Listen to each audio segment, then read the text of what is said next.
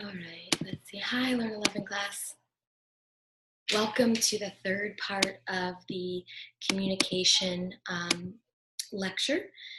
Listening and communication lecture.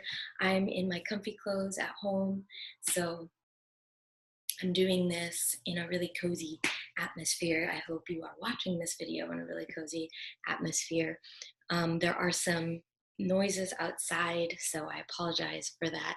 It's not normally that active outside, but there's a group of people and they're having a lot of fun. So hopefully you can hear me okay. I'll bring you a little closer. Okay, so today in this for this video, we are going to look at the ways that we can use our words and our voices powerfully and gracefully to speak our truths and to be able to manage conflict. We're going to look at how this applies to the school setting, because we've already talked about the different tools that we can use for listening better. So now we'll look at communicating. And then we're going to look at some textbook highlights, because this textbook is really meaty and has a lot in it. For this lecture, you will need a piece of paper and a pen to take notes. And also, I think it's a good idea to have your textbook open next to you as we go through parts of the textbook so that you can see what I'm talking about if you want to refer to anything. Okay? So on page 293 to 294, the textbook talks about ways that we can communicate to our instructors even if we're not interested in material, even if we don't find the class particularly enjoyable. And one of those ways is just to communicate either non-verbally or verbally to your instructor that you're eager to learn, and that you're interested in something. And we can do this just by communicating with words to our instructor. And this course is really challenging for me. It's difficult for me to stay focused, or it's difficult for me to pay attention, but I'm really eager to learn. And if you have any insight for me, I'd be more than open to it. Sometimes the attitude and intention, when we get that across to instructors, that is really, really helpful to opening a lot of other possibilities for learning and for, in the end, enjoyment. Your textbook mentions being able to separate this idea that we have to like everything that we're learning. And to be honest, that's just not true. If you think about just really natural lessons like going through physical pain, when we have a stomach ache and we have to learn how to take it easy when we're not feeling well, that's a learning lesson. Whether we like it or not, we learn for the next time around how to take care of ourselves. Submitting your work as professionally and as clean and as beautifully as we can, putting our effort into what it is that we're doing. And I know that it sometimes can be difficult if you're taking 5 classes and you're also working, to make sure that all of our work is quality. But we really want to set that intention for ourselves, not to overstress ourselves and not to do more than we can possibly do and still take care of ourselves, but really making sure that the formatting on our pages, on every paper that we hand in, is done by following the rules. Once we learn it once, we can continue to make sure the formatting on our papers is done well. Making sure we edit our work, or that when we hand in our homework, there's some thought that's going into it. It doesn't have to be perfect, but intention goes a long way.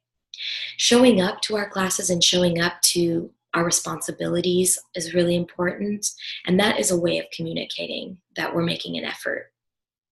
Your book talks about different ways on page 272 the phrases that we use oftentimes give us an indicator, and they also communicate to somebody else where we're at, what our intention is, how we're feeling or thinking about a situation. Your textbook talks about obligation. So when we say things like I should or I need to, what we're really communicating is that we understand that we have an obligation, and we have to use self-control and responsibility there. Also, when we're communicating possibility, we might open up a little bit more than obligation, whereas obligation is very much about what I should and shouldn't do. It's very focused, it's disciplined. Possibility is more like, well, I might be able to do that. I ought to. And this place of possibility has a light and shadow side to it as well. Okay, and when I say light and shadow, I'm trying to move away from this right and wrong attitude where there are things that are wrong and there are things that are right. Okay, I'm not saying that that doesn't exist, but I want to look at our belief systems as not being so stable as right and wrong, but as having a reasoning behind them. And so we are communicating our belief systems all the time verbally, okay, and what we believe about ourselves and about what's possible. So as somebody who's always saying, I'll consider it, maybe, what they're really communicating is they haven't made a choice yet. And oftentimes, like if I get a text message and somebody invites me somewhere and I say maybe, because I haven't made up my mind yet, not making up my mind in that moment is still slightly on the no side because I haven't committed to it yet. Okay, I haven't really made the effort or the step to commit to something. And as college students, it's important to look at possibilities and to open our minds, but we also don't want to stay in this realm of maybe I'll choose my major, maybe I'll transfer. We don't want to stay there for very long, okay? We also don't want to stay in a place where we're always obligated to everything. I should have, I need to. As we go along, we start to see where choices exist, and this is the preference place. This is why if you go back to the lecture where we spoke about creator and victim mindset language, and we talked about those phrases of I should or I can or I can't, where when we flip it to I want to do this, all of a sudden we start to see that there's a choice there, that I'm making a choice. So if I say I prefer to do this or I want to do this, we're opening up the channel for making a choice, a wise choice. And then if we take that a step further, now that we realize we have a choice somewhere, we can begin to own those choices. Like, I can't wait to, and it reveals our passion, what we really want to do. And it reveals this passion. We still have not committed to anything yet, okay? Once we start this planning phase, now we're beginning to make a commitment, and our choice is in the action phase. I plan to do this. This is what my goal is. Lastly, we get to the highest point here, where now we have made a commitment to moving forward. You can count on it because I will do this thing. And so what I see sometimes with students who are still kind of in the exploratory phase of college and they're still not fully owning that power yet, for many different reasons. Some of it could be that they haven't chosen a major yet. They don't know what they want to do. But they may be in this maybe phase. They may be in this, I ought to do this thing. I need to list, I should be more disciplined, or I should have made a choice. And through this course, it's my hope that you're learning that this language that we use is giving me insight as your teacher, but also is allowing you to see where you're really standing. And once I hope everyone can get to this promising stage that your textbook is talking about, that you can commit to something, that the action is now in place, and that you're moving towards that. What does this have to do with listening? When we're learning to listen really clearly for what people are not saying fully out loud, okay, but they're we can pick up on language, we can pick up on things that they're saying that they may not even be aware of, that they're communicating to us clearly. Another important part of owning our power when we're communicating is being able to say no gracefully, powerfully and gracefully. It's the word boundaries comes to mind. It's really important when as we become more and more successful and we begin owning these commitments that we're making, that we also realize where our boundaries lie, where we need what we need in place in order to feel comfortable and powerful. So on page 290, your textbook talks about the power of no. And my interpretation, I'm using the textbook, but I'm also going to give you my interpretation of that. That when we're speaking, we always want to speak what's true for us in that moment. We can always change that if we feel that we've changed our minds, some new information has come in, but in the moment, we want to speak what's true for us, and keep our integrity intact. We also want to be specific about, my little sister may call and she may need to speak with me about something very, very important in her life. She's away at college, and at this very moment that I'm recording this, she's at college at San Francisco State, and she may need something from me, and I've got a stack of grading that I know I need to get through, and also I need to go to the grocery store, and I have a list of things I need to do, and that an hour conversation is not going to work for me in this moment. I love her dearly, so I want to make sure that I'm present for her, but I need to speak my truth.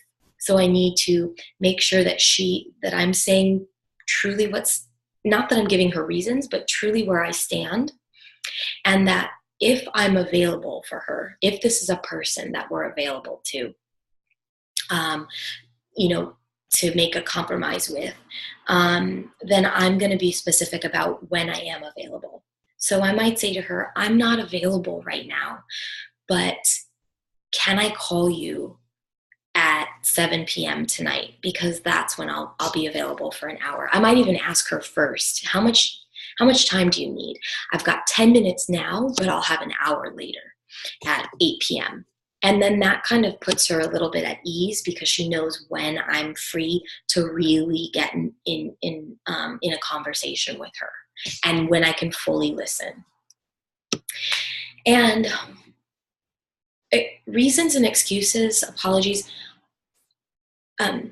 they are important because they show we care, okay? They show some kind of caring, but oftentimes when we go into reasons and excuses, we're offering someone to solve something that maybe we don't need solved for us.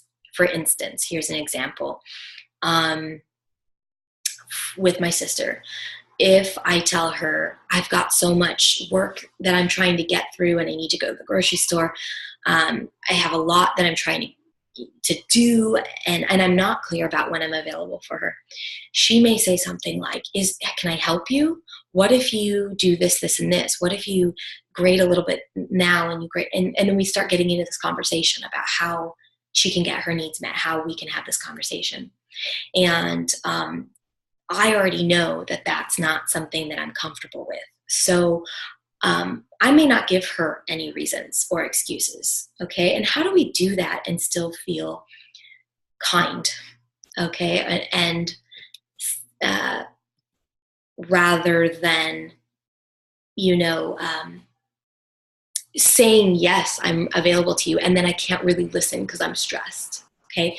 So I'm looking, there's this thing called the sandwich method, and this is a fantastic way of looking at communication, okay? So let me move this video screen, okay? So think of like a grilled cheese here.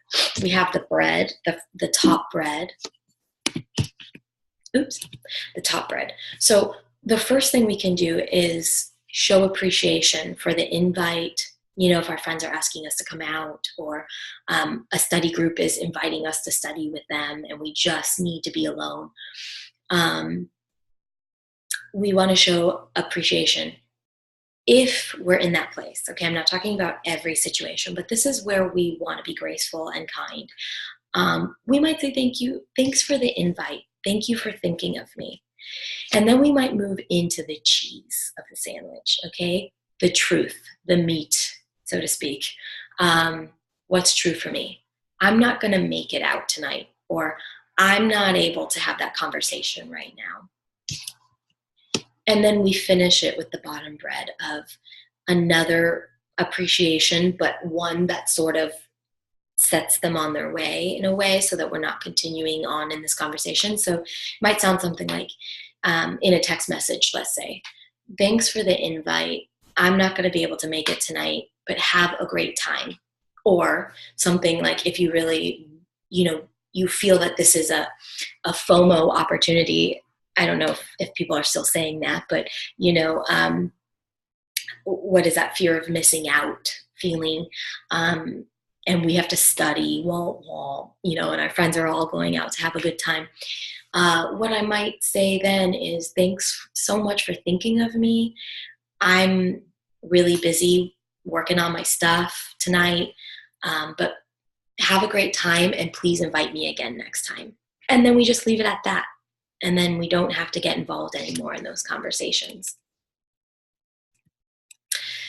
And then your book goes on to talk about managing conflict and the different ways that we can communicate more clearly in a tense situation. And this may happen in the classroom as well, okay? We want to use I statements. Your book talks a lot about I statements, making sure that we're speaking about ourselves and not everybody else, and not generalizing everything. So using I statements is more like, I feel, I think, when you said this, I felt, or my response was, okay? And staying in our own experience versus saying, you make me angry, all right? Or you annoy me. We want to come back to our own experience. When you did this, or when this happened, I felt annoyed, okay? That way we're owning our place in this conflict, or our responses to the conflict. We also want to look at all the different points of view. This comes with listening like rasa listening, deep listening, and noticing when and where we need to win. A lot of times with conflicts, we look at conflicts as there's a right and there's a wrong. And sometimes there is, and sometimes there isn't. Sometimes there's just a lot of different points of view. Everybody has their reasonings. Everybody has their excuses. We all come together with our own stuff, with our own experiences and perspectives on things. So listening intently for other points of view helps us greatly, especially if we can slow down and look at how we want our perspective to be the right one. And oftentimes it's not.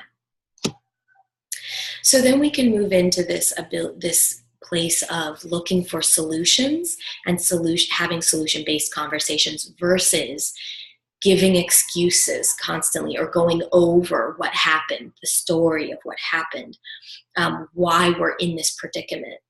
Instead, what I might say, or what I might propose is, you have your perspective and I have my perspective. And we may never agree on that. So moving forward, how can we work together? How can we both find what we need? Let's talk about the solutions. I've had to actually, I have had friends. I'm a sensitive, caring person. So I have friends who may call me for counsel. My little sister calls me all the time for how to move through things. And luckily my sister's not like this, but I do have friends who want to complain and tell me and vent about things. And if they're open to feedback and they're asking for my feedback, I might give it to them. And then they give me a call the next day and it's the same thing. And this might go on for months or years. And my boundary, I have things to do too. And so listening to the same story over and over, I will get to my edge. I will get to that boundary. And I've had to say before, in a loving, kind way, to people that I care about, it sounds like you, to me, what I'm hearing is that you have a lot of thinking. You're still thinking about the discomfort or a lot of problems here, and that maybe you just really need to vent and complain. And that's okay. But I'm really only open for solution-based conversations right now and moving forward. So when you're ready to talk about moving forward, or when you're ready to let me know how it went when you took a step forward, give me a call. I'm open for that. It might sound harsh, but it actually saves me a lot of time and energy from getting involved in things that are getting me off my path, or might cause me to lose focus. Also, when we're in conflict with people, many times, not all the time, but many times when we're in conflict with people that we care about, or in a course, in a class that we care about, that we really want to be successful in, or that we need to be successful in. Maybe we don't want to be, but we need to be in order to get to our goals. Conflict might arise within us, and we might get into arguments, or feel very, angsty about something. And it's because we care. We're caring about something. Our values are being highlighted here, and we're caring, but we just take it to this other step of getting angry. And so if we can take that step back and get back into the place where I just really care about something right now, I'm just really caring about my well-being and the well-being of people around me, then we can start to restate the commitment that we've made. I've committed to passing this class. And I'm committed, if I have a conflict with my instructor or a coworker or something like that, coming back to my commitment to this relationship, or my commitment to this class, is that I do well. And I need to communicate that. When you don't offer office hours, and I'm feeling lost and confused in this class, I begin to feel angry. And that anger is because I'm committed to doing well in this class. And, this is coming from a really emotionally grounded and true and authentic place. And regardless of how somebody reacts or responds to that, we know that we're in integrity and that we're speaking truly what matters to us, versus getting caught up in emotions and getting caught up in arguments. And then we can always look to people we trust, who have given us solid advice in the past, to give us an objective standpoint that means a viewpoint from outside the mess that we feel we're in, to give us some guidance on how to move forward. All right, some highlights from chapter 8. I spoke about ways to say I, and this is again about looking at our choices and our input into any conflict or the ways that we're feeling, owning our feelings, owning our perspectives.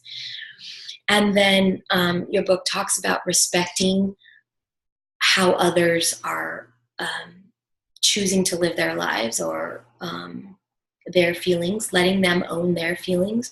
So rather than jumping in to give people advice when advice is not wanted, really listening first and foremost, and working through that rasa kind of stuff, that structure of asking questions and summarizing what others have said.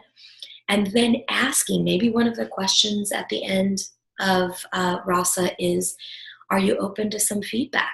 Are you asking me because you would like some feedback, or are you just wanting to express yourself?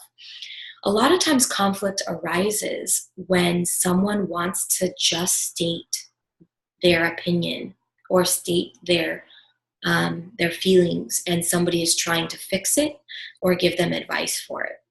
And so we really want to respect that others may not want that.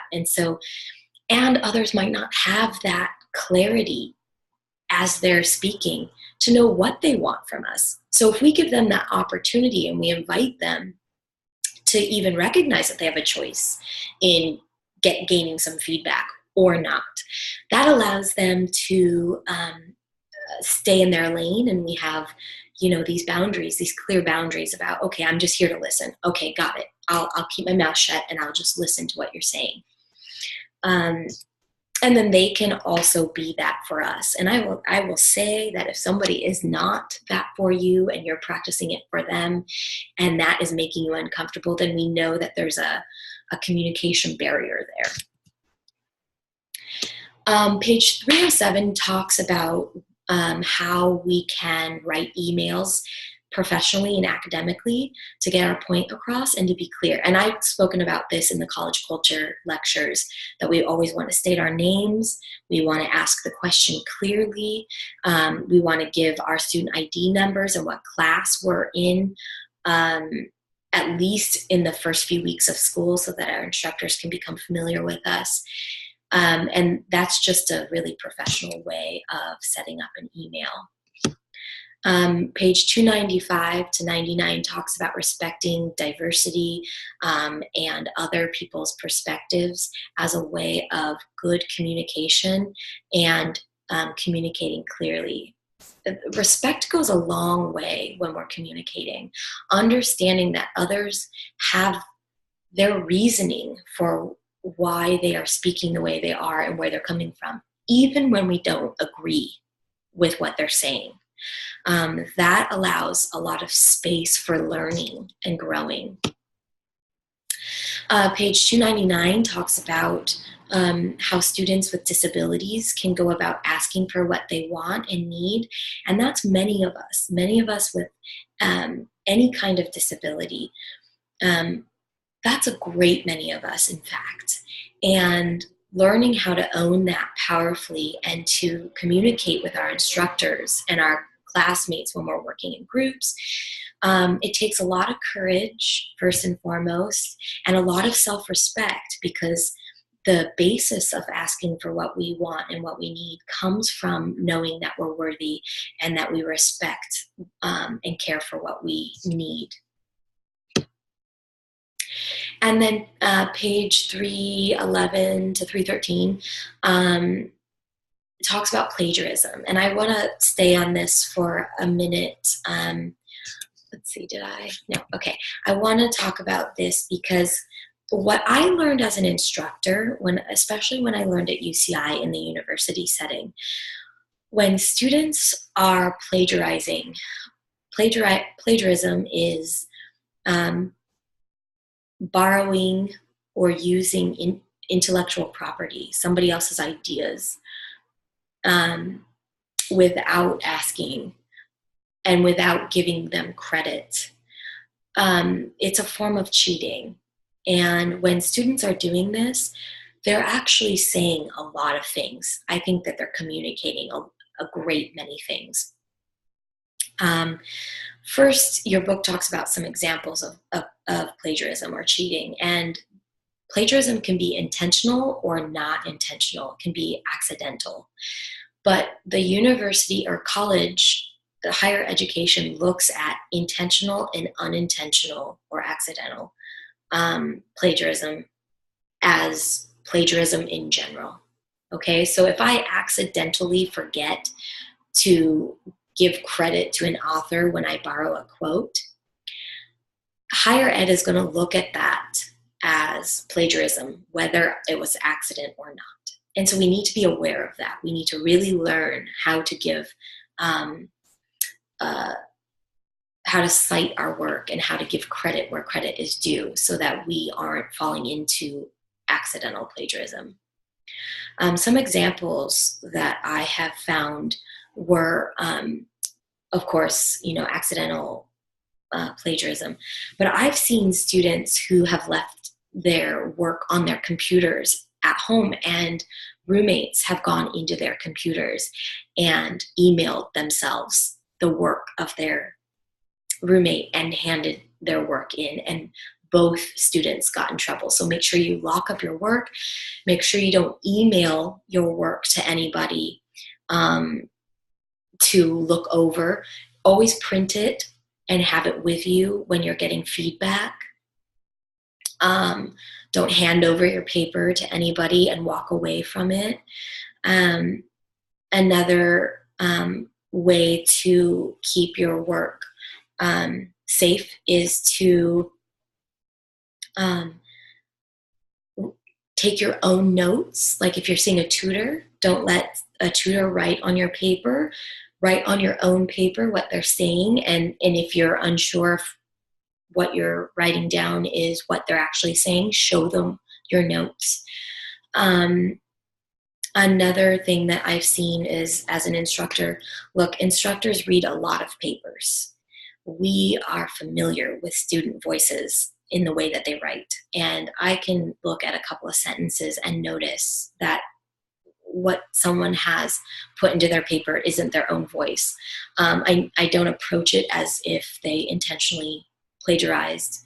I will always ask, but I want to make them aware of the consequences. And the consequences for plagiarizing are pretty, they can be really intense. You can fail the assignment. You can earn an F in the class and have to redo the class. And sometimes we can go on probation, academic probation, or we can be, asked to leave the college or institution that we're at. And if that happens, there's a record that there was plagiarism on your transcripts, and trying to get into another school can be really difficult. So we want to make sure that we stay away from plagiarism. If you have any questions at all about plagiarism, please, you can ask in the forum, or you can send me an email or come by my office. I'm more than happy to go in more depth. Your textbook does talk more about it. So what are students saying when they're plagiarizing? Some of the things that I've noticed, and you can pause the video and try and think of some things that students are communicating, because it's really enlightening when you think about it. Some of those things that I've seen are, I'm scared. I don't know if what I'm doing is correct. I need help. I'm too afraid to ask for help. I'm overwhelmed. Some other things are, I don't care. I don't care about this assignment. It doesn't mean anything to me. Could also be, I don't know. I don't know what plagiarism is. So there are many things that are being communicated. So be aware of that as well. Okay, so as we're exiting this lecture, I just want to leave you with some of the things, some of the practices that you can work on to practice listening and practice communicating in your own life, so that this lesson becomes more real and less textbooky, okay? So we talked about practicing rasa for listening.